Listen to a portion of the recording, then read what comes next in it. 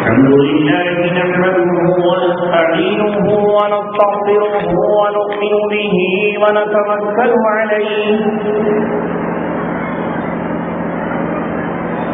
ونعوذ بالله من شرور أنفسنا ومن سيئات أعمالنا من يهده الله فلا مضل له ومن يضلله فلا هادي له ونشهد أن لا إله إلا الله وحده لا شريك له ونشهد أن سيدنا وسندنا وشفيعنا وحبيبنا ومولانا محمد وعلى آل سيدنا ونبينا ومولانا محمد وبارك وسلم تسليما كثيرا كثيرا.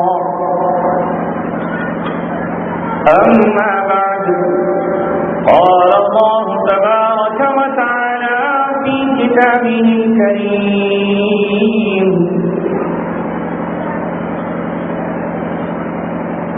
والذين آمنوا أشد حبا لله. فقال رسول الله صلى الله عليه وسلم: لا يؤمن أحدكم حتى أكون أحب إليه من والده وولده والناس أجمعين. صدق الله العلي العظيم وصدق رسوله النبي الكريم.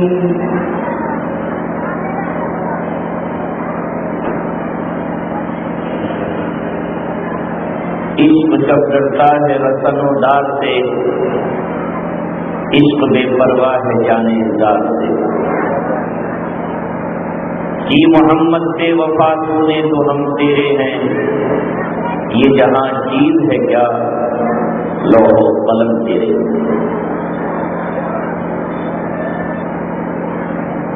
میرے عزیزوں اور دوستوں، کل نماز مغرب سے لے کر دیر رات تک آپ کا اجلاس چلتا رہا. آج بھی 8-9 بجے سے لے کر اب شام 2 بجے تک آپ اس پنڈال میں جمع ہیں. ایک کے بعد دوسرا خطیب آ رہا ہے اور آپ کے سامنے تقریر پیش کی جا رہی ہے. اور یہ پہلا موقع نہیں ہے کہ یہ اجلاس ہو رہا ہو، اس سے پہلے بھی جلسے ہوتے رہے. لیکن میں صرف آپ سے یہ وجہ پوچھنا چاہتا ہوں کہ آخر وجہ کیا ہے کہ مسلمان قوم اسی مقام پر کھڑی ہے، اسی جگہ سے کل سے مت نہیں ہو رہی اور اپنی جگہ اور اپنا مقام بدلنے کے لیے تیار نہیں. ایسا لگتا ہے کہ ساری تقریریں رائے گا جا رہی ہیں، ایسا لگتا ہے کہ ساری کوششیں اور جد و جہد بیکار جا رہی ہیں. اگر مسلمان نوجوانوں کو دیکھو تو ان میں کوئی تبدیلی نہیں. مسلمان بوڑھوں کو دیکھو تو انہوں نے اپنے کو اسلام کے رنگ میں رنگنے سے انکار کر دیا ہے. عورتوں اور بچوں کا تو حال ہی کیا ہے. آج پورا معاشرہ تباہی کی اس منزل پر کھڑا ہوا ہے، بربادی کے اس موڑ پر کھڑے ہوئے ہیں جہاں اسلام دشمن طاقتوں نے ہمیں کھلا چیلنج کر دیا ہے اور یہ اعلان کر دیا گیا ہے ہمارے خلاف کہ تھوڑے دنوں اور آرام کی نیند سو لو، تھوڑے مہینے اور سالوں گزار لو، اس کے بعد تم اور ہم پھر دیکھیں گے کہ کون زمین پہ بچتا ہے. ایک طرف باطل نے اپنا ہر طرح کا ہتھیار اکٹھا کر لیا ہے، کیل کاٹے سے وہ لیس ہو چکا ہے، انہوں نے اپنی صفوں میں اتحاد پیدا کر لیا ہے، انہوں نے اپنا نشانہ آپ پر سادھ لیا ہے. اور مسلمان قوم کا حال یہ ہے کہ کتنی ہی بڑی تباہی سے وہ گزر جائے، نہ اسے توبہ کی توفیق، نہ اس قدم مسجدوں کی طرف آ رہے ہیں اور نہ وہ قرآن اور اہل قرآن سے محبت کرنے کے لیے تیار ہے. جو باتیں میں عرض کر رہا ہوں اگر یہ سچ نہیں ہے تو مجھے بتائیے، اتنا بڑا مسلمانوں کا گاؤں اور مسجد میں یہ چند افراد اتنی بڑی مسلم آبادی اور یہاں یہ چند نوجوان، اتنا بڑا مسلمانوں کا یہ گاؤں، اتنی یہاں مساجد اور اتنا چھوٹا سا مجمع کیوں نہیں آ رہا قرآن کی طرف، اور کیوں نہیں آ رہا پلٹ کر دین کی طرف؟ کون سے دن کا انتظار ہے، جن گھڑیوں کا انتظار ہے؟ قوم کی تباہی اور دیکھنا چاہتے ہیں۔ ہم تنہائیوں میں سوچیں تو خون کے آنسو آ جاتے ہیں۔ ہم اجتماع میں کس سے گفتگو کریں، کوئی سننے اور سمجھنے کے لیے تیار نہیں ہے۔ پھر آپ کہہ رہے ہوگے تو پھر آپ یہ جلسہ کیوں کرتے ہو؟ آپ یہ سفر صبح شام کیوں کر رہے ہو؟ آپ کو یہاں آنے کی ضرورت کیا ہے؟ یہ ہم اس لیے حاضر ہو رہے ہیں تاکہ اللہ تبارک و تعالیٰ نے آج کے دور میں جو ہمیں بولنے کی صلاحیت دی ہے، جو لکھنے کا انداز دیا ہے، جو کہنے کا طریقہ سکھایا ہے، کوئی اٹھے نہ اٹھے، کوئی سنے یا نہ سنے، کوئی بات کو مانے یا نہ مانے، ہم حجت پوری کرنے کے لیے اللہ تبارک و تعالیٰ کے حضور معذرت پیش کرنے کے لیے حاضر ہو جاتے ہیں۔ اے اللہ تبارک و تعالیٰ، ہمارا کام تھا قوم کو جگہ دینا، ہمارا کام تھا تیرا پیغام ان کے کانوں تک پہنچا دینا، ہماری ذمہ داری تھی ایمان اور قرآن کی صدا لگا دینا، ہمارا مقصد تھا تیری کبریائی کے نعرے گنگنا دینا، ہمارا مقصد تھا اپنی قوم کو جگانا۔ ہم جگانے پہ قادر نہ تھے، ہم اس کو کھڑا کرنے پہ قادر نہ تھے، ہم اسے برائی سے روکنے پر قادر نہ تھے، لیکن کم از کم ہم نے آواز ضرور لگائی، صدا ضرور لگائی، پکارا ضرور۔ اب اللہ تبارک و تعالیٰ کل قیامت میں یہ نہ کہہ سکے کہ ہمیں تو کوئی جگانے والا اور کوئی ڈرانے والا نہیں ہے۔ میرے دوستوں اور عزیزوں، زبان سے ہم کہیں یا نہ کہیں، بولیں یا نہ بولیں، لیکن حالات وہ ہیں جس سے ہر مسلمان واقف ہے، جس سے ہر دل واقف ہے، ہر آواز واقف ہے۔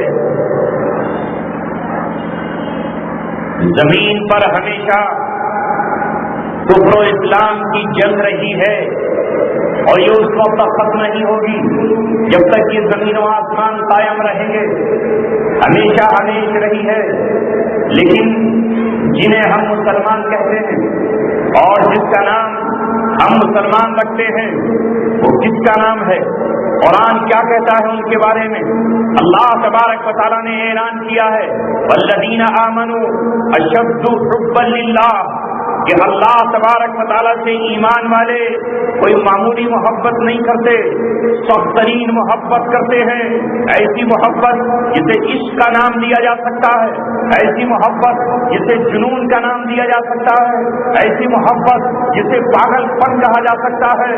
اللہ تبارک و تعالیٰ کی محبت میں سارے رشتوں کو پیروں کے نیچے رون ڈالتے ہیں، اللہ تبارک و تعالیٰ کی محبت میں سارے تعلقاتوں کی قربانی دے دیا کرتے ہیں، اللہ تبارک و تعالیٰ کی محبت میں اپنی قوم سے بغاوت کا کھلا اعلان اہل ایمان کرتے ہیں، اللہ تبارک و تعالیٰ کی محبت میں سارے ساغر چھلکا دیتے ہیں، اللہ تبارک و تعالیٰ کی محبت میں اپنے وطن اور قوم کو آگ لگا دیتے ہیں، اللہ تبارک و تعالیٰ کی محبت میں اپنی زمینوں کو ایسے ہی چھوڑ کر چلے جاتے ہیں، اللہ تبارک و تعالیٰ کی محبت میں اپنے بچوں کو بلکتا ہوا اور اپنی عورتوں کو روتا ہوا اور اپنی بوڑھی ماں کو سسکتا ہوا چھوڑ کر ہر دور میں مسلمان سب سے کفن باندھ کر نکل جاتے ہیں۔ یہ اسلام کی تاریخ نہیں ہے، اور ایک وہ مسلمان ہے جن کو قرآن ذکر کرتا ہے، اور ایک آج کا مسلمان ہے کہ 4 پیسے میں اپنے ایمان کا سودا کرے۔ ڈھونڈو آج ذرا دنیا میں کتنے مسلمان ہیں جو پیسوں میں اپنا ایمان نہیں بیچیں گے؟ کہاں ہے وہ؟ سوچو، غور کرو۔ یوں تو ہماری تعداد دنیا میں 2 ارب کے قریب ہے، یوں تو ہمارے ملک دنیا کے نقشے پر 56 اور 57 ہے، یوں تو ہم اس ملک میں بھی 30 کروڑ ہے، لیکن یہ 30 کروڑ 1400 سال پرانے 30 لوگوں کے برابر بھی نہیں ہے، 30 صحابہ کے برابر ہے۔ یہ 30 کروڑ کاغذی شیر ہیں، یہ صرف زبانی مسلمان ہیں، ورنہ اگر آج کوئی 10,000 روپے کی ایک نوٹوں کی گڈی لے کر نکل جائے تو کتنے ایسے ہوں گے جو 10,000 میں اپنے ایمان کا سودا کر لیں گے؟ 10 لاکھ تو بہت بڑی بات، 2 لاکھ تو بہت اوپر ہے، 10,000 میں ایمان ادھر سے ادھر ہو جائے گا، 10,000 میں آدمی کا کام کہاں سے کہاں چلا جائے گا؟ کیا ہمیں نسبت ہے؟ علامہ اقبال نے یہی تو فرمایا، تجھے آبا سے اپنے کوئی نسبت ہو نہیں سکتی، تم کیا ہو؟ وہ 3,000 نکلتے ہیں اور 3 لاکھ کے فرق سے اڑا دیتے ہیں اور 3 لاکھ لوگوں کا مقابلہ کرتے ہیں، وہ 313 پد میں نکلتے ہیں اور اپنے سے 3 گنا بڑی تعداد جو ہتھیاروں سے لیس ہو کر آئی ہے، جو گھوڑوں پر سوار ہو کر آئی ہے، جو ناچ گانے کے آلات لے کر آئی ہے، جن کی قیادت ابو جہل کر رہا ہے، اور 140 بڑے جرنیل اور قبیلوں کے سردار اور بڑے قبیلوں کے سردار اس جنگ میں کمان کر رہے ہیں، لیکن یہ 313 ہیں جو ان کے مقابلے پر خالی ہاتھ ہیں، ننگے بدن ہیں، ننگے پیر ہیں، پیٹ سے پتھر ملے ہوئے ہیں، ہاتھ میں چند کنکریاں ہیں، ہاتھ میں صرف لکڑی کی ٹہنیاں ہیں، یہ پتھر اپنے ہاتھوں میں اٹھائے ہوئے ہیں، لیکن وہ کارنامہ انجام دیتے ہیں کہ اللہ تبارک و تعالیٰ ان 313 کو حق کی جماعت قرار دیتا ہے۔ اللہ تبارک و تعالیٰ اس دن کو یوم الفرقان کہتا ہے کہ ایک طرف حق کھڑا ہوا تھا اور دوسری طرف باطل کھڑا ہوا تھا، پتہ اللہ تبارک و تعالیٰ نے حق کو عطا فرمائی تھی اور باطل تمام طاقتوں کے باوجود اپنا سر زمین پر رگڑ رہا تھا اور وہ قتل ہو کے زمین سے لڑ رہا تھا۔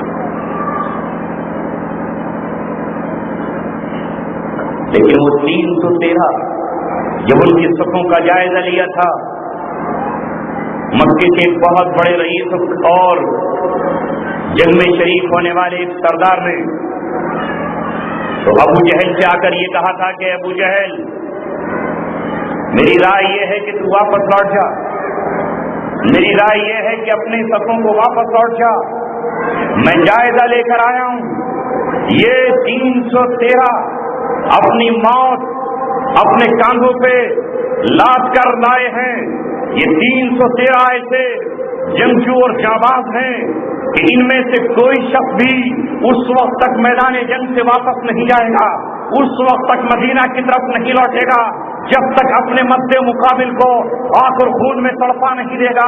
اس کا مطلب یہ ہوا کہ اگر ہم ان 313 سے بھیڑیں گے تو کم سے کم ہمیں 626 کی قربانی دینی ہوگی، اپنے سے 2 کو قتل کر کے وہ کہیں زمین پہ گر سکتا ہے۔ تو ابو جہل تو ہی بتا یہ کون سی فائدے کی جنگ ہوگی؟ جب کل میدان جنگ میں ہم اتریں گے تو بھائی کے مقابلے پر بھائی کھڑا ہوگا، بھتیجے کے مقابلے پر چچا کھڑا ہوا ہوگا، خسر کے مقابلے پر داماد کھڑا ہوا ہوگا، ماموں کے مقابلے پر بھانجا کھڑا ہوا ہوگا، چچا کے مقابلے بھتیجا اور بھتیجے کے مقابلے چچا کھڑا ہوا ہوگا، خالو کے مقابلے پر اس کا بھانجا کھڑا ہوا ہوگا۔ اگر ادھر سے قتل ہوں گے تو اپنے ہی لوگ ہیں، ادھر سے قتل ہوں گے تو اپنے ہی لوگ ہیں۔ اور یاد رکھنا ابو جہل، اس گھمنڈ میں مت رہنا کہ جب ہم میدان میں اپنے گھوڑوں کو سر پر دوڑاتے ہوئے نکلیں گے تو یہ ہمارے گھوڑے کی چاقوں کو دیکھ کے ڈر جائیں گے، بلکہ یہ وہ لوگ ہیں جو موت اپنے کفن سے باندھ کر آئے ہیں، جو اپنے سینے پر اپنے خنجر کے بجائے ایمان کی قوت لے کر آئے ہیں۔ یہ گھوڑوں کی ٹانگیں کاٹنے پر قادر ہیں، یہ اونٹوں کو سوا کر دینے پر قادر ہیں۔ ابو جہل ایسا نہ ہو کہ تاریخ یہ بتائے کہ ہم یہاں سے مکہ واپس بھی نہ لوٹ سکے اور سب انہیں کی قبرستان میں دفن ہو۔ لیکن ابو جہل نہیں مانا اور اس کو بھٹکایا لوگوں، کہا نہیں یہ بزدل ہے، جنگ سے بھاگنے کی بات کر رہا تھا۔ میدان میں اس نے اتار دیا اور نتیجہ وہی ہوا کہ 313 غالب آئے اور یہ دن یوم الفرقان کہلایا۔ ایک طرف حق اور باطل جب آپس میں گتھم گتھا ہوا اور حق نے جب باطل پہ وار کیا تو باطل حق کے سامنے نہ ٹک سکا، باطل کا تلا خامہ ہو گیا اور باطل کا سر ٹوٹ گیا اور باطل کے قدم اکھڑ گئے، اور مسلمانوں کا وہ لشکر جو ابتدا میں جنگی ارادے سے بھی نہیں آیا تھا وہ فاتحانہ شان سے مدینہ منورہ میں داخل ہوا گویا ہم یہ عرض کرنا چاہتے ہیں کہ آپ اپنی ذرا تاریخ تو پڑھیے، وہ 313 تھے اور 313 نے وہ کارنامہ انجام دیا۔ مجھے معلوم ہوا کہ یہاں بہت ساری بہنیں، مائیں اور بیٹیاں اور ہماری اولادیں موجود ہیں۔ ہمیں کیا نسبت ہے آج کی عورت کو حضرت افرا سے؟ حضرت افرا رضی اللہ تعالیٰ عنہا کون ہے؟ حضرت افرا وہ ہے جو اس میدان جنگ میں اپنے 2 چھوٹے بچوں کو لے کر آئی ہیں، جو پوری طرح سے جوانی کے نزدیک بھی نہیں پہنچا۔ اور افرا کیا کہہ رہی؟ آج کی عورت کی طرح نہیں کہ ایک عورت اپنے بیٹے کے متعلق یہ خواب سجاتی ہو کہ فلمی دنیا میں پہنچ جائے تو میرے بارے کے دیارے ہو جائے۔ معاف کیجیے گا، بولنے دل نہیں چاہتا، مگر آپ کو نہ سمجھائیں تو بات بھی نہیں بنے۔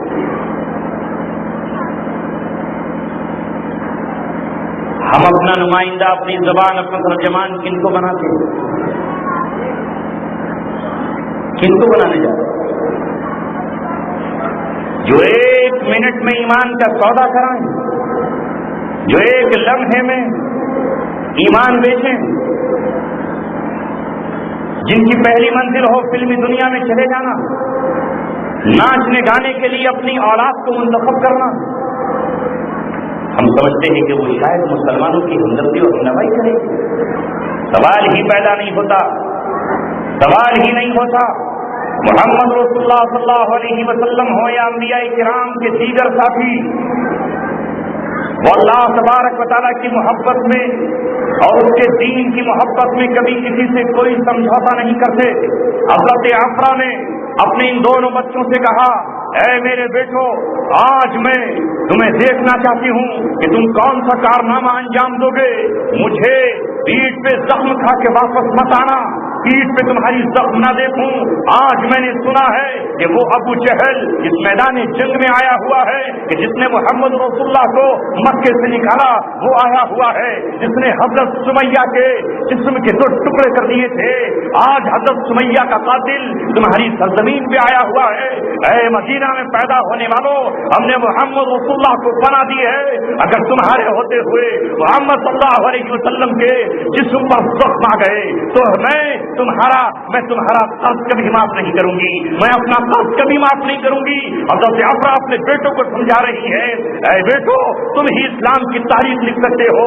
آج علی مرتضیٰ اپنا جوہر دکھا رہے ہیں، آج عمر بن خطاب اپنی طاقت کا استعمال کر رہے ہیں، آج حضرت حمزہ محمد رسول اللہ کے چچا اپنے بھتیجے اور ان کے دین پر سر بھر کی بازیاں لگا رہے ہیں۔ تو اے افرا کے بیٹو، میں تم پر فخر کرتی ہوں کہ تم بھی اسلام کی تاریخ میں کوئی ایسا کام کر جانا کہ تاریخ پوری زندگی تمہاری ماں کو یاد رکھے کہ افرا کے بھی 2 ایسے بیٹے تھے۔ ان دونوں بیٹوں کا نام محبت اور معاذ۔ محبت اور معاذ۔ آج تو مسلمان کا حال یہ ہے کہ اگر اس سے یہ کہو کہ تم اپنے بیٹے کا نام محبت رکھ دو تو منہ چڑا کر لے گا اور کہے گا کہ معاف کر۔ یہ کون ہوتا ہے؟ میں اپنے بیٹے کا نام اظہر الدین رکھوں گا کیونکہ وہ کرکٹ کا کھلاڑی ہے۔ میں اپنے بیٹے کا نام تیز گیند بالر کی طرح شعیب اختر رکھوں گا۔ میں تو اپنے بیٹے کا نام معین اس لیے رکھوں گا کہ وہ کرکٹ کے میدان میں کرکٹ کی پچ پہ کھیلتا ہے۔ کتنے مسلمان آپ کو مل جائیں گے دنیا بھر میں جنہوں نے ثانیہ مرزا کے ننگا ہو جانے کے بعد، اسلام کا غیرت کا لباس اتار دینے کے بعد، یہودیوں کی دولت سے اپنا جسم بیچنے کے بعد، کتنے مسلمانوں نے اپنی بیٹیوں کے نام ثانیہ رکھے اس لیے کہ وہ ثانیہ کرکٹ نہیں بلکہ بیڈمنٹن کی کھلاڑی تھی، جس نے کتنی مرتبہ اپنے آپ کو نیلام کیا، جس نے کتنی مرتبہ اپنی غیرت کا چولا اتار دیا۔ اگر اسی بات کو یہ بتایا جاتا کہ تو اپنی بیٹی کا نام عائشہ رکھ دے، تیار نہیں ہوتا۔ اگر اس ماں سے کہا جاتا وہ اپنی بٹیا کا نام مریم رکھ دے، تو وہ تیار نہیں ہوتی. اگر کہہ دیا جاتا کہ اسلام کی پہلی ماں، اسلام کو سہارا دینے والی حضرت خدیجہ کے نام پر تو اپنی بیٹی کا نام رکھ دے، وہ تیار نہیں ہوتی. اگر اس سے کہا جاتا تو حضرت نبی پاک صلی اللہ علیہ وسلم کی جگر کا ٹکڑا حضرت فاطمہ کے اوپر اپنی بیٹی کا نام فاطمہ رکھ دے تو اسے وہ یہ نام اچھا نہیں لگتا. اگر اس سے کہا جاتا کہ تو اپنی بیٹی کا نام رقیہ رکھ دے تو رقیہ اسے اچھا نہیں لگتا. اگر اس سے کہا جاتا کہ اپنی بیٹی کا نام تو افرا رکھ دے تاکہ کل حضرت افرا کی سے کچھ نسبت حاصل ہو جائے، اس کا نام خنسا رکھ دے، اس کا نام خولا رکھ دے، اس کا نام آسیہ رکھ دے، تو یہ سارے نام پرانے اور اولڈ اور کھلتے پٹے نظر آتے ہیں. ارے مولانا یہ کون سا نام بتا دیتے؟ تو بہت کوئی نیا نام بتاؤ. ثانیہ اچھا لگ رہا ہے کیونکہ اندر کا مزاج بدل گیا. یہ سانپ کسی انسان کو کاٹ لیتا ہے تو سانپ کے زہر کی اثر سے نمک شکر لگتی ہے اور شکر کڑوی لگتی ہے. نیم کی پتیاں گنے کی طرح چباتا ہے کیونکہ اندر سانپ کا زہر اتر چکا ہے. تو جو صحیح ہے وہ جو غلط اور غلط کو صحیح سمجھ رہا ہے. کہتا نیم چباتے چلے جاؤ، مجھے بڑا میٹھا ہے، اور گنا دے دیا تو تھوک دے گا، کہے گا اتنا کڑوا نیم کہاں سے دے دیا مجھے. یہ اثرات تبدیل ہوئے آج ہماری قوم کے. نہ مرد میں پوچھ نہ عورتیں. اور یہ وبا آج باطل سے مغربی ملکوں سے ہماری طرف آئی اور کوئی علاقہ نہیں بچا. یہاں تک کہ میں اگر آپ کے سامنے عرض کروں تو ارض مقدس وحی کی سرزمین، جہاں کبھی قرآن اترا، جہاں کبھی داؤد علیہ السلام پہ زبور اتری، جہاں کبھی حضرت موسیٰ علیہ السلام پہ تورات اتری، جہاں اللہ تبارک و تعالیٰ کے 3 بڑے حرم، ایک خانہ کعبہ، دوسرا مسجد اقصی، تیسرا رسول اللہ کا شہر مدینہ منورہ، پورے جزیرہ عرب کو چھان ماریے کیا صورتحال ہے آج وہاں اب اسلام نظر نہیں آتا. چہروں سے داڑھیاں صاف. اور ہم اس سے اور آگے بڑھ کر کہیں تو آپ ٹی وی پر دیکھ لینا، آپ ویڈیو میں دیکھ لینا، محمد رسول اللہ صلی اللہ علیہ وسلم کے روضہ اقدس کے پاس جو پولیس کھڑی ہوئی ہے اس کے چہرے پر داڑھی نہیں ہے، وہ گرین شیو ہے، اور رسول اللہ کی سنت کو کٹا کر محمد رسول اللہ کے کو تکلیف پہنچا رہے ہیں. ایک طرف تو ہم کہتے یہ ہیں کہ آقا ہم جب ان کے روضے پر سلام پیش کرتے ہیں تو ہمارے سلام کا جواب دیتے ہیں. اپنی قبر اثر میں آپ موجود ہیں، لیکن یہ کیسی پولیس ہے، یہ کیسے مسلمان ہیں کہ سرکار مدینہ کے چہرے کے سامنے کھڑے ہو کر وہ آپ کے قلب اثر کو تکلیف دے رہے ہیں. رسول اللہ کے پاس تو اس زمانے میں 2 عیسائی آئے تھے یا غالباً 2 مجوسی آئے تھے، اور آپ نے جب ان کے چہرے کو دیکھا تو چہرے پر داڑھی نہ تھی. محمد رسول اللہ نے پوچھا کہ تم نے یہ اپنی حرکت کیوں کی ہے؟ تو انہوں نے کہا کہ ہمارے رب کا یعنی ہمارے آقا کا ہمیں حکم یہ ہے کہ ہم داڑھی مڈائیں. تو حضور نے فرمایا کہ میرے رب نے مجھے حکم دیا ہے کہ قص الشوارب واعف اللحى، داڑھی کو بڑھاؤ اور مونچھیں کترواؤ. اور اس کے بعد آپ نے فرمایا کہ اگر تم ایلچی نہ ہوتے، اگر تم قاصد نہ ہوتے تو میں تمہارے دونوں کا سر کاٹ کر سولی پہ چڑھوں. تو تم ایلچی ہو، میرے ملک کے نہیں ہو، اس لیے چھوڑ دیتا ہوں کیونکہ دنیاوی قانون میں ایلچی کا قتل نہیں ہوتا، پیغام لے جانے والے کو قتل نہیں کیا جاتا. آج حال یہ ہے کہ حرم میں کھڑے ہونے والا بھی داڑھی سے گریز کیے ہوئے ہے. حجر اسود پر جو کڑا رکھا ہوا ہے اس میں جو پولیس والا کھڑا ہے وہ خانہ کعبہ میں بھی وہ نہیں ہے. یہ ہماری حال یہ ہے جو علامہ اقبال نے ابلیس کی طرف سے اپنے کارندوں کو پیغام دے کر یہ کہا تھا کہ وہ فاقہ کش کہ موت سے ڈرتا نہیں ذرا، روح محمد اس کے بدن سے نکال. فاقے سے جو روحانیت پیدا ہوتی وہ پیٹ بھرے سے پیدا ہوتی. فکر عرب کو دے کے فرنگی تخیلات اسلام کو حجاز اور یمن سے نکالا. حجاز اور یمن، یہاں سے اسلام کو نکالو، یہاں مغربی تہذیب لے کر آؤ، یہاں شیطانی تہذیب لے کر آؤ، آج جزیرہ عرب کے ملکوں میں آپ چلے جائیے، پردے کا نام و نشان تک نہیں ہے۔ وہ مصر، وہاں اسلام برداشت نہیں کیا جا رہا۔ سعودی عرب میں اسلام کو گوارا نہیں کیا جا رہا۔ سعودی عرب جن کے حکمرانوں کے پاس مکہ اور مدینہ کی تولیت ہے، انہیں اسلام گوارا نہیں ہے، انہیں یہود و نصارہ گوارا ہے، انہیں عیسائیوں سے محبت اور ان سے دوستی ہے۔ اور دنیا میں آج وہ نوجوان جو اپنی جان پر کھیل کر، جو اپنی ماں سے رخصت موت کی لے کر، جو اپنے بچوں کو گھروں میں چھوڑ کر اور جو اپنی بیویوں کو زندہ چھوڑ کر یہ کہہ کر نکلے امت شریعہ و امت شہادہ، یا تو زمین پہ شریعت لائیں گے اور یا شہادت کا گھونٹ پی کر اللہ تبارک و تعالیٰ سے کیا ملیں گے۔ اب دوسرا کوئی راستہ نہیں ہے زمین کو امن دلانے کا، بہنوں کی عزتیں بچانے کا، ماں کو آبرو دلانے کا۔ قرآن پکار رہا ہے، اے مسلمانوں، 2 ارب مسلمانوں کے ہوتے ہوئے میں کبھی ہندوستان میں جلایا جاتا ہوں، میں کبھی امریکہ میں جلایا جاتا ہوں، میں تمہارا قرآن ہوں، کبھی میں گوانتانامو میں جیل میں ٹوائلٹ اور گٹر پخانوں میں ڈالا جاتا ہوں۔ اے مسلمانوں، تم مجھے اپنے سینے سے کیوں نہیں لگاتے؟ تم ان ہاتھوں میں ہتھکڑیاں کیوں نہیں پہناتے جو مجھے رات سے رسوا کر رہے ہیں؟ کبھی میں یہاں ناپاکی میں ڈالا جاتا ہوں، کبھی باہر ڈالا جاتا ہوں۔ قرآن آواز دے رہا ہے، میں لاوارث تو نہیں ہوں۔ اگر زمین پہ میرے ماننے والے نہ ہوتے تو صبر آ جاتا، زمین پہ میرے ماننے والے 313 ہوتے تو میرا دل سکون پا جاتا۔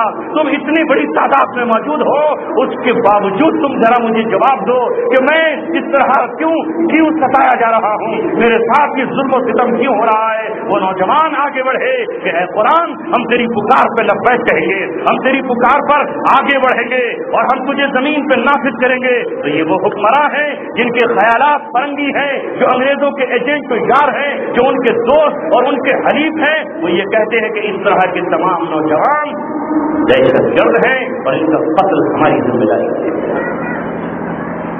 فکر عرب کو دیکھے، فرنگی تخیلات، اسلام کو حجاز و یمن سے نکال دو، افغانیوں کی غیرت تیکا ہے یہ علاج، ملا کو ان کے کوہ و دمن سے نکال دو۔ کیونکہ افغانستان اپنی غیرت کے لیے بہت مشہور رہا ہے ہمیشہ۔ اب غیرت پہ کون ابھارتا ہے؟ علماء، قرآن کے پڑھنے والے۔ حضرت فاروق صاحب فرما رہے تھے کہ عورتوں کے تعلق سے کچھ ہدایات کر دی جائیں، کیونکہ آج کی عورت ٹیلی ویژن دیکھ کر، آج کی عورت یہود و نصارہ کی عورتوں کو دیکھ کر، آج کی عورت فلم دیکھ کر، ننگے کپڑے دیکھ کر، اس کا بھی من یہی چاہتا ہے کہ وہ بھی اسی طرح کے کپڑے پہنے۔ وہ بد تہذیبی آج ہماری دیہات کی سرزمین تک میں داخل ہو گئی۔ اب یہ کون بتائے گا کہ اے ماں، اے بیٹی، اللہ تبارک و تعالیٰ نے تجھے کتنا قیمتی بنایا ہے۔ ہر قیمتی چیز پردے میں رکھی جاتی ہے، ہر قیمتی چیز کو غلاف میں رکھا جاتا ہے، ہر قیمتی چیز کو حفاظت کے ساتھ رکھا جاتا ہے۔ بادام قیمتی ہے، اللہ نے کتنا طاقت پر اسے کور عطا کیا ہے۔ اخروٹ قیمتی ہے، اللہ تبارک و تعالیٰ نے اسے کس طرح حفاظت میں رکھا ہے۔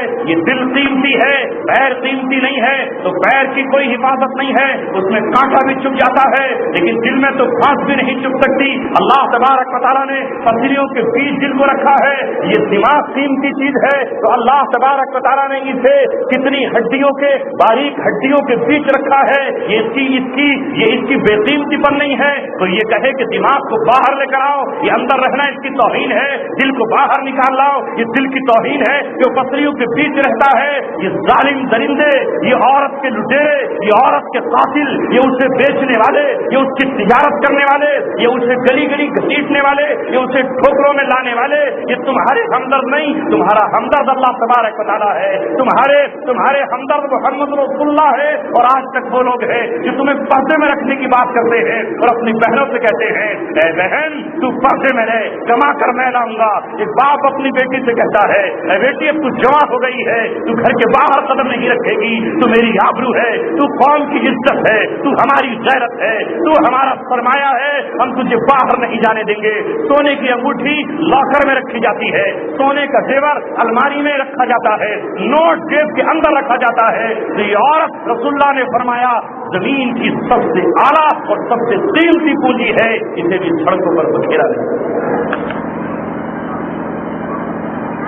اندر نہیں۔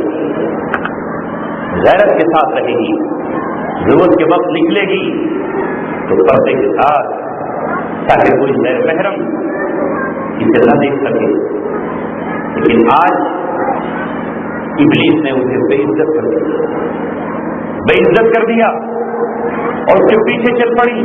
اب ظاہر ہے یہ باتیں کون بتائے گا کہ محمد رسول اللہ صلی اللہ علیہ وسلم پر قرآن اترا اور اللہ تبارک و تعالیٰ نے کہا یا ایھا النبی، اے نبی کہہ دیجئے اپنی گھر والیوں سے اور کہہ دیجئے آپ اپنی بیٹیوں سے، فاطمہ، رقیہ، ام کلثوم اور زینب سے، اور کہہ دیجئے تمام عورتوں سے یدنین علیہن من جلابیبہن، کہ وہ اپنی چادریں اپنے جسموں پر ڈال کر رہیں اور اپنے آپ کو حفاظت کے ساتھ رکھیں، اس لیے کہ ایک عورت سے پورا معاشرہ پریوار جڑا ہوا ہے۔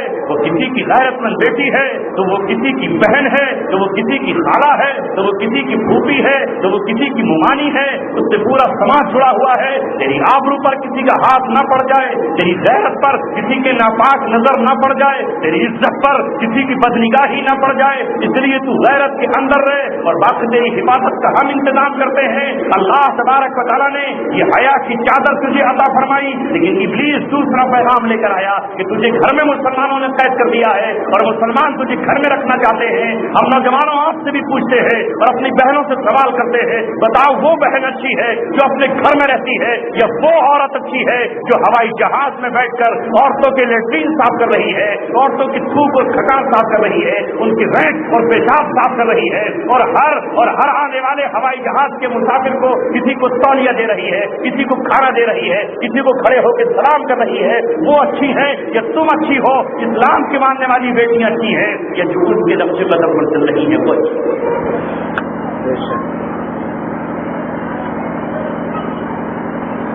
آج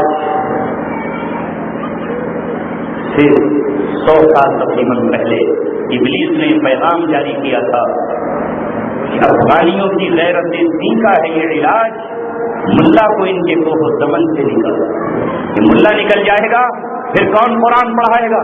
یہ ملا نکل جائے گا تو کون پردے کی بات کرے گا؟ یہ ملا نکل جائے گا تو کون اسلام کی بات کرے گا؟ پھر عورت بھی اسی طرح بیچی جائے گی جس طرح سبزی اور پھل بیچے جاتے ہیں، پھر اسی طرح عورت بیچی جائے گی جس طرح پیڑوں اور پتھر بیچے جاتے ہیں۔ یہ ملا ہی ہے جو بات کرتا ہے۔ لہٰذا 1917 سے لے کر 1979 تک 1917 سے لے کر 1979 تک روس کے ذریعے جو انقلاب لایا جا رہا تھا، اس انقلاب میں یہی بات کہی جا رہی تھی کہ یہ جو بات کہہ رہے ہیں ملا، یہ بیٹی ہے، اس کو آپ صرف حرمت کی اور شفقت کی نگاہ سے دیکھ سکتے ہیں۔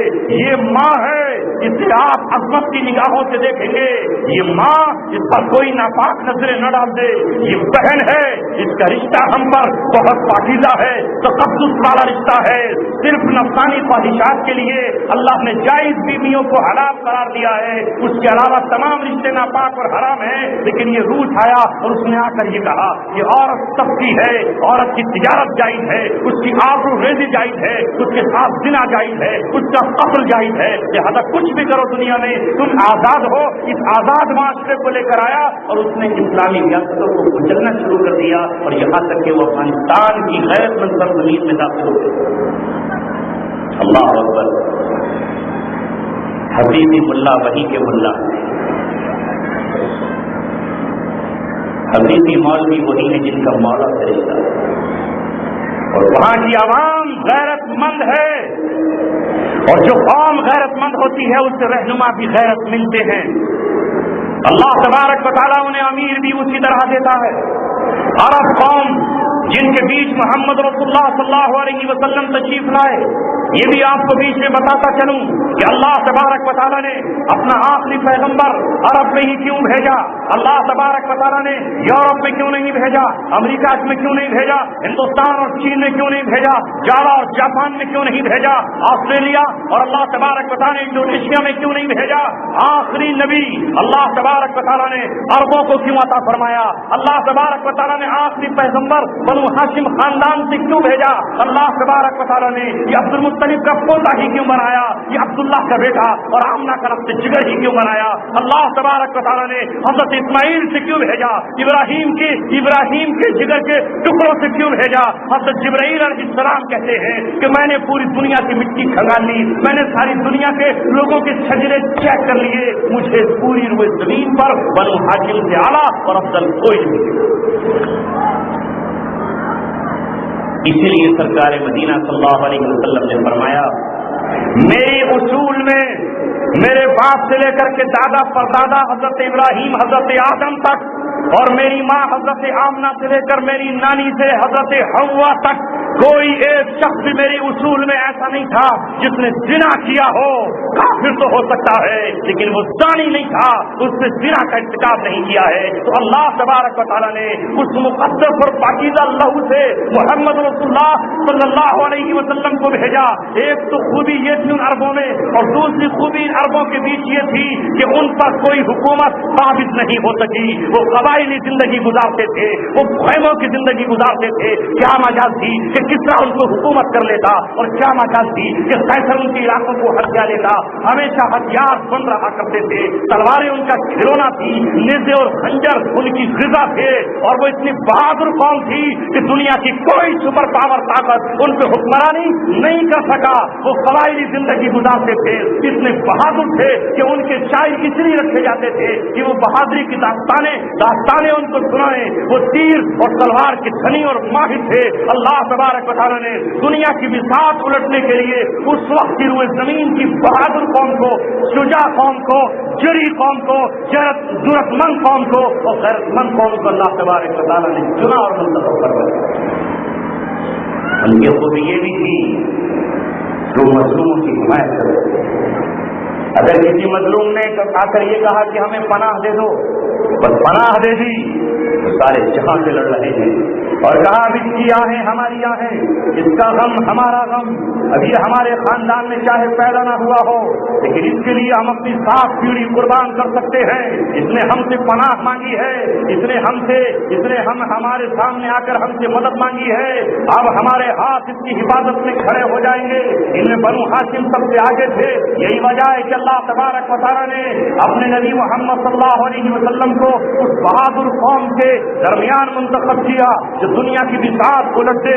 ان میں ایک خوبی یہ بھی تھی کہ مہمان نواز تھے، دریا دلی اتنی تھی کہ اپنی سواری کے اونٹ مہمانوں کے لیے قربان کر دیا کرتے تھے۔ حج میں حاجیوں کو کھانا کھلانے اور پانی پلانے کے لیے آپس میں لڑائیاں ہو جاتی تھی، وہ کہتا میں کھانا کھلاؤں گا، وہ کہتا کہ میں پانی پلاؤں گا۔ یہ اتنے غیرت مند تھے، یہ اتنے غیرت مند اور جرأت مند تھے کہ ان کے سامنے کوئی اور قوم ٹک نہیں سکتی تھی۔ لہذا اللہ تبارک و تعالیٰ نے اپنی آخری امانت قرآن کی شکل میں ان کو عطا کر دی۔ اللہ جانتا تھا یہی وہ قوم ہے جو قرآن کے فیصلوں پر جب ایمان لے کر آئے گی تو کسی کے سامنے نہیں جھکے گی۔ اللہ تبارک و تعالیٰ نے محمد رسول اللہ کو ان کے سپرد کر کے یہ کہہ دیا یہی وہ قوم ہے کہ موقع آئے گا تو کس طرح سے بھی پنجہ لڑائے گی، اور موقع آئے گا تو رومیوں کے بھی ساتھ کھٹے کر دے گی۔ یہی وہ قوم ہے جو دنیا کے سپر پاور طاقتوں کے مقابلے اٹھے گی تو محمد رسول اللہ کے پرچم کو لے کر۔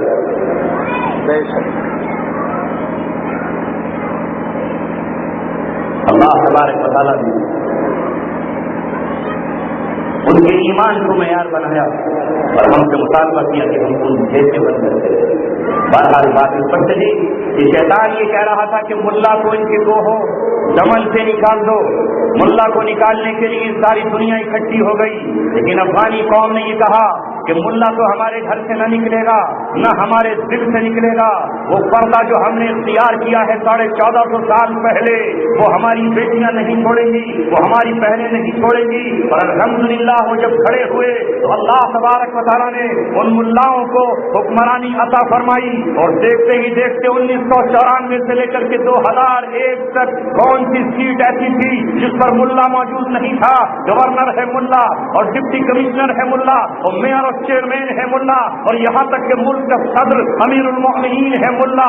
اس ملا نے پوری دنیا کو یہ بتایا کہ اللہ تبارک و تعالیٰ کے دیے ہوئے دین سے کوئی کمپرومائز نہیں کریں گے، کوئی کوئی قانون نہیں مانیں گے، باطل کا سارا قانون اپنے پیروں کے نیچے رون کر اللہ تبارک و تعالیٰ کے قانون اور اس کے نظام اور اس کی شریعت کی بات کریں گے، چاہے اس میں ایک نسل کھپ جائے، دوسری نسل ختم ہو جائے، تیسری نسل ختم ہو جائے، ہمیں اس کی کوئی پرواہ نہیں ہے، ہم تو اللہ تبارک و تعالیٰ سے محبت کرنے والے ہیں، جان دیں گے خاطر سے، تیری خوشی اس بات کی ہے آج اترائے ہوئے پھرتے ہیں مندر۔ میرے عزیزو، آج بھی آپ حضرات پہچانو محبت کرو کن سے؟ جو قرآن سے محبت کرتے ہیں، جو رسول سے محبت کرتے ہیں۔ اپنے گھروں میں اپنا حکم چلاؤ اور اپنی بیٹیوں سے کہو کہ تم مسلمان ہو، تمہیں اللہ تبارک و تعالیٰ نے عیسائیوں کے یہاں پیدا نہیں کیا، اللہ نے تمہیں یہودیوں کے گھر میں نہیں بھیجا، اللہ تبارک و تعالیٰ نے تمہیں کسی کافر کے گھر میں نہ بھیجا، مومن بنایا، لہذا آپ اسلام پر فخر کرو، اپنی حیا پہ فخر کرو۔ جب عورت سمر جاتی ہے، عورت جب سدھر جاتی ہے اور اللہ تبارک و تعالیٰ سے وہ معاہدہ کرتی ہے، تو آؤ کتنی مثالیں ایسی ہیں عورتوں کی کہ جنہیں اللہ تبارک و تعالیٰ نے کتنا اونچا مقام عطا فرمایا۔ ذرا دیکھو تو صحیح، یہ کون ہے؟ یہ آل عمران میں سے ایک بچی ہے جسے قرآن کریم تذکرہ کرتا ہے۔ یہ کس کی ماں ہے؟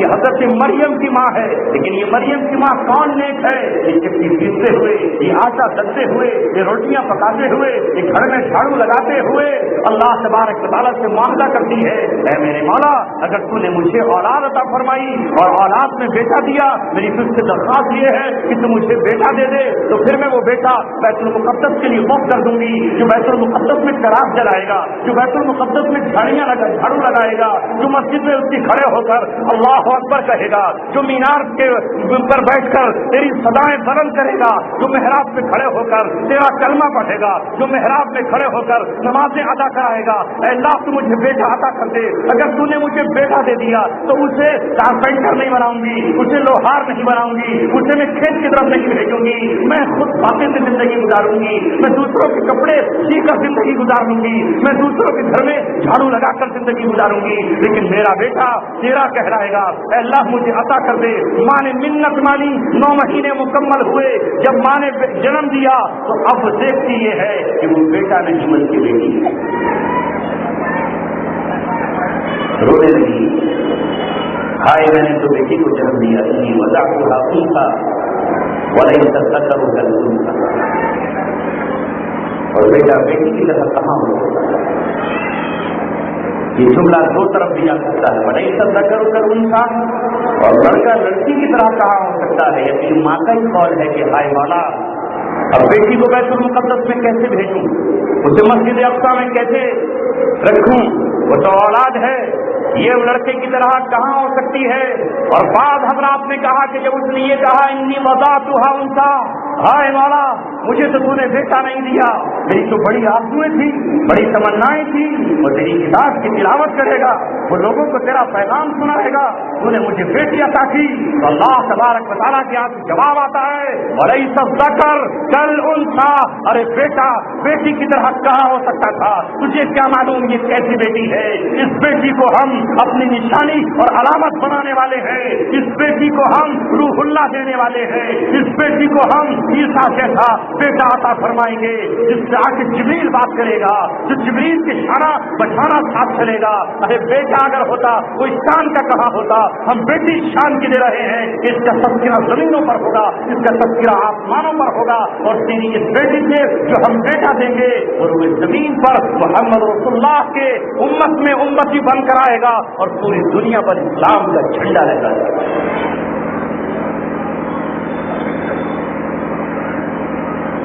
ماں نے تو بیٹی مریم نے، اور ایسی بیٹی کے مسل پر جبریل نے آ کے سجدے کیے، اور اللہ تبارک و تعالیٰ نے جبریل کو اس کی ملاقات کے لیے بھیجا۔ کون کہتا ہے کہ عورت کا مقام اللہ تبارک و تعالیٰ کی نظر میں کم ہے؟ جب یہ عورت اللہ تبارک و تعالیٰ سے جڑ جاتی ہے اور جب یہ اپنے آپ کو پاکیزہ بنا لیتی ہے، آج کی عورت تو اپنا جسم اور اپنے آپ کو اس لیے کھولتی ہے کہ تاکہ دنیا کے نوجوان اسے دیکھیں، ارے یہ وہ تھی کہ جنہوں نے اپنے جسموں کو چھپایا اور غیرت کی چادر اوڑھی اور اپنے دل و دماغ کو پاک رکھا، اپنی نظروں کو نیچے جھکایا تو عرش اعظم سے جبرائیل اس کے کونے میں اتر آیا اور آ کے یہ کہتا ہے کہ میں تیرے پاس تیرے بیٹے کی بشارت لے کر آیا ہوں۔ تو عورت کہتی ہے کہ میرے بیٹا کیسے ہو سکتا ہے؟ غلام یم تسلی بشر غلام اکو بزیا، مجھے کسی مرد نے چھوا تک بھی نہیں ہے، میں نے گناہ بھی نہیں کیا ہے۔ فرشتہ کہتا ہے کذالک، جس طرح میں آیا ہوں انسان کی شکل میں جبریل ہو کر، اسی طرح اللہ تعالیٰ تجھے بھیجا۔ سرزمین پہ شیخ ہماری نہ چاہیے دامن نچوڑتے ہوئے فرشتے وجود ہے۔ یہ عورت ذات ہو کر اتنا اونچا مقام حاصل کرتی ہے کہ زکریا علیہ السلام جب کمرے میں بند کر کے چلے جاتے ہیں، مریم تنہا اور اکیلی ہے، نہ کوئی کھڑکی کھلی ہے نہ کوئی روشن دان کھلا ہوا ہے، لیکن جب شام کو واپس آ کے اپنی چابی سے دروازہ کھولتے ہیں تو مریم کے پاس پھل رکھے ہوئے ہیں اور پوچھتے ہیں مریم انا لکی ھذا، یہ پھل تیرے پاس کہاں سے آئے ہیں؟ کہتی ہے میرے رب کے پاس سے آئے ہیں۔ مفسرین نے لکھا ہے کہ وہ پھل گرمیوں کے موسم میں وہ ہوتے تھے جو پوری زمین پہ کہیں موجود نہیں تھے، اور سردیوں کے موسم میں وہ پھل ہوتے تھے جو اس وقت پوری روئے زمین پر کہیں موجود نہیں تھے۔ یہ پھل کہاں سے آئے؟ یہ جنت سے آئے۔ یہ اللہ تبارک و تعالیٰ نے آسمانوں سے مریم کے لیے پھل بھیجے۔ اے میری بیٹیوں، اگر آج تم اللہ تبارک و تعالیٰ سے محبت کرنے لگو تو اللہ تبارک و تعالیٰ تمہیں آسمان کی بلندیاں عطا فرمائے گا، اللہ تبارک و تعالیٰ تمہیں عزتیں عطا فرمائے گا۔ تاریخ کے موڑ پر نہ جانے کتنی مائیں ایسی ہیں، نہ جانے کتنی بیٹیاں ایسی ہیں کہ جنہوں نے ایسی تاریخ رقم کی ہے کہ اللہ تبارک و تعالیٰ نے آسمانوں کو تبدیل کی۔ لیکن آج ہمارا سب گزر گیا۔ اسلام ہمارے گھروں میں ہے اور ہمیں آواز دیتا ہے تم مسلمان ہو، طیب بھی ہو، مرزا بھی ہو، عثمان بھی ہو، تم سبھی کچھ ہو بتاؤ کہ مسلمان بھی ہو، تم سبھی کچھ ہو بتاؤ کہ مسلمان بھی ہو۔ صحیح معنی میں ہمیں اپنے اسلام کا ثبوت پیش کرنا ہوگا اور یہ پیغام دینا ہوگا کہ واقعی سچے اور پکے مسلمان وہ ہیں جنہیں نہ کوئی طاقت خوفزدہ کر سکتی ہے، نہ کوئی سکہ خرید سکتا ہے، لیکن اس تاج کے لالچ میں وہ اپنا سر کسی غیر اللہ کی چوکھٹ میں رکھ سکتے ہیں، جس دن یہ چند لوگ کھڑے ہو جاتے ہیں اللہ تبارک و تعالیٰ کے فرشتے ان کی مدد کو آئیں گے۔ گھبراتے کیوں ہو؟ جیسے جس نے قرآن پڑھا ہو وہ قوم گھبرا کیوں جائے؟ وہ حالات سے ڈر کیوں جائے؟ اگر اللہ تبارک و تعالیٰ دشمنوں کو فتح نصیب فرماتا تو بدر کے میدان سے 313 میں سے ایک بھی زندہ واپس نہیں جاتا۔ ان سب کو کچل جانا چاہیے تھا، ان سب کو ختم ہو جانا چاہیے تھا، ان سب کو مٹ جانا چاہیے تھا، ان سب کو موت کی گھاٹ اتر جانا چاہیے تھا، لیکن پتہ چلا کہ فتح و نصرت اللہ کے ہاتھ میں ہے۔ معلوم ہوا کہ قوت اور طاقت اللہ تبارک و تعالیٰ کے ہاتھ میں ہے، زندگی اور موت کا فیصلہ اللہ تبارک و تعالیٰ کے ہاتھ میں ہے۔ جو مارنے کے لیے آئے تھے وہ خود مر چکے ہیں، اور جو آپ کا پرچم لے کر آئے تھے وہ زندہ رہے، زندہ رہے۔ اگر موت کا فیصلہ فرعون کے ہاتھ میں ہوتا تو حضرت موسیٰ کا قتل کر دیتا، حضرت ہارون کو آگ میں جلا دیتا۔ اگر اس کے ہاتھ میں ہوتا تو بنی اسرائیل کو اپنی تلواروں سے قتل کر دیتا، لیکن پتہ ہی چلا کہ موت کا فیصلہ اس کے ہاتھ میں نہیں ہے، موت کا فیصلہ اللہ تبارک و تعالیٰ کے ہاتھ میں ہے۔ یہی سمندر ہے، وہی بحر قلزم ہے جو موسیٰ علیہ السلام کو راستہ دیتا ہے، اور وہی سمندر ہے جو فرعون اور اس کی لشکر کو ڈبو دے۔ تو کیا کچھ بدل گیا؟ میرے دوستو، فرض یہ ہے کہ موسیٰ علیہ السلام اور ان کی قوم نے پیچھے موت کو دیکھتے ہوئے اور سامنے سمندر کو دیکھتے ہوئے بھی فرعون سے ہاتھ پیر نہیں جوڑے کہ خدا را معاف کر دو، اب کی تو غلطی ہو گئی، क्षमा کر دو۔ آج کے لوگ ہوتے تو क्षमा نامہ لے کے پہنچ جاتے، क्षमा کر دو، غلطی ہو گئی، ہم رات میں نکل آئے، موسیٰ علیہ السلام کا ہاتھ پکڑ لیا، بڑا برا کیا ہم نے، ہم آج سے آپ کی جوتیاں صاف کریں گے، آج سے آپ کے تن میں چاٹیں گے، آج سے آپ کے لیے پانی کی مشکلیں کریں گے، آج سے ہم آپ ہی کے گھوڑوں کے پیروں پہ مالش کریں گے۔ غلطی ہو گئی، موسیٰ کی بات مان لی نہیں، وہ قوم موسیٰ علیہ السلام کے ساتھ رہی۔ آج گھبراہٹ ضرور پیدا ہوئی اور موسیٰ علیہ السلام سے گھبراہٹ میں کہہ چکے انا لمدرکون، اے موسیٰ پیچھے فرعون آ رہا ہے اپنی فوج لے کر، تلواریں چمک رہی ہیں، گھوڑے کی ٹانگوں سے چنگاریاں اڑ رہی ہیں، اور وہ کہہ رہا رک جاؤ ٹھہرو، ایک ایک کو ذبح کر دوں گا، ایک ایک کو قتل کر دوں گا۔ حضرت موسیٰ علیہ السلام نے کہا ارے نادانو، تم نے مجھے کوئی قومی لیڈر سمجھ لیا ہے، تم نے مجھے کوئی سیاسی نیتا سمجھ لیا ہے، میں اللہ تبارک و تعالیٰ کا رسول ہوں۔ ان ربی سیہدین، میرا رب مجھے راستہ دے کر رہے گا، چاہے ہوا کے جوش پر مجھے جانا پڑے اور چاہے سمندر میں مجھے اپنے قدموں کو ڈالنا پڑے، میرے رب جس نے میرے اپنے کو سانپ بننے کی طاقت عطا فرمائی اور سانپ کے بعد وہ لاٹھی بنتا رہا، جس اللہ تعالیٰ نے مجھے یہ بیضا دیا ہے، وہ اللہ تبارک و تعالیٰ مجھے راستہ ضرور بتائے گا۔ میرے رب نے مجھے اپنا نمائندہ منتخب کیا ہے، لہذا میری قوم گھبراؤ مت، میں اللہ تبارک و تعالیٰ سے راستہ مانگوں گا۔ موسیٰ علیہ السلام کے جملے کے بعد اللہ نے کہا اے موسیٰ اپنا عصا سمندر پہ مار دیجئے، سمندر ٹکڑے ٹکڑے ہو جائے گا۔ عصا مارتے ہی سمندر پھٹا اور قوم اندر ڈال بات لیجیے، سمندر کے اندر قدم رکھا تو سمندر میں پار کر گئی، اور یہی وہ گھڑی تھی اللہ تبارک و تعالیٰ اپنے دشمنوں کو قبل پیٹے ہمیں بتا دیں، ہم چاہتے ہیں آج ہی نپٹ جائے، ہم چاہتے ہیں آج ہی نپٹ جائے، ایسا نہیں۔ اللہ تبارک و تعالیٰ کا فیصلہ جب ہو 40 سال تک فرعون کے سر میں درد نہیں ہوا، اگر درد ہو جاتا تو فرعون کہاں ہوتا، اگر وہ بیمار پڑ جاتا تو فرعون کہاں ہوتا۔ لوگ کبھی کبھی کہہ دیتے کہ صاحب ظلم کی حکومت نہیں چلتی، کفر کی حکومت چل جاتی ہے۔ ارے کفری کے ساتھ تو ظلم اکٹھا ہوتا ہے، اور نہ اسلام کے ساتھ ظلم کہاں اکٹھا ہو جائے گا، ایمان کے ساتھ ظلم کہاں اکٹھا ہو جائے گا، ظلم تو اسی کے ساتھ اکٹھا ہوتا ہے۔ اور کبھی کبھی اللہ تبارک و تعالیٰ انہیں برسوں کی مہلت دیتا ہے۔ فرعون کو 40 سال تک مہلت ملی، اس کے باپ اور دادا کو ملی 400 سال تک انہیں مہلت ملتی رہی، لیکن 400 سال کے بعد اللہ تبارک و تعالیٰ نے اس قوم کو ختم کرنے اور تباہ کرنے کا فیصلہ کیا۔ اب بنی اسرائیل اٹھے اور اللہ تبارک و تعالیٰ نے انہیں اپنے جلموں سے اپنے کلام سے نوازا۔ موسیٰ علیہ السلام انہیں ملے، ہارون علیہ السلام ملے، یوشع بن نون ملے، اور پھر نبیوں کا سلسلہ ہوتا چلا گیا۔ داؤد علیہ السلام ملے، سلیمان علیہ السلام ملے۔ اے میرے دوستو عزیزو، آزمائش لمبی بھی ہو سکتی ہے اور مختصر بھی ہو سکتی ہے، ہمیں اللہ تبارک و تعالیٰ سے محبت کا ثبوت دینا ہے کہ وقت پر حلا آ جائے تو ہم بھی یہ کہیں کہ اگر تم باطل پر ڈٹے ہوئے ہو تو ہم حق پر ڈٹے ہوئے ہیں، یہ سرزمین ہماری ہے۔